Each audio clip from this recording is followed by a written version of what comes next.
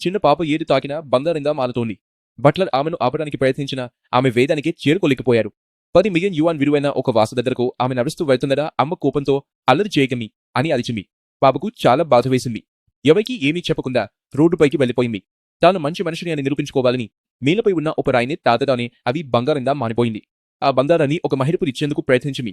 కానీ ఆ మహిళ పట్టించుకోకుండా నడుచుకుంటూ వెళ్లిపోయింది. పాప అయోమేలు పడిపోయి ఈసారి ఒక వ్యక్తిని ఆపి బంగారం ఇవ్వరా?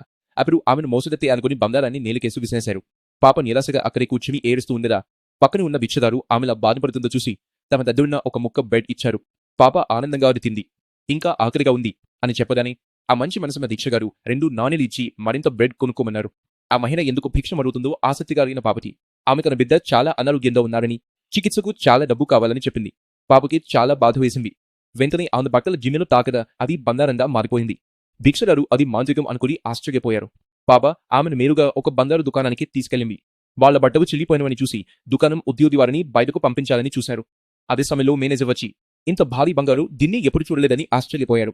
పరిశీలించిన తర్వాత ఆ దిమ్మెను $3,00,000 మార్చిపెట్టవచ్చని చెప్పారు. ఆ మాట వినదాన్ని భిక్షగాడి కళ్ళు ఆనందంతో నీరైపోయాయి. ఆమె జీవితం ఒక్కసారిగా మారిపోయింది.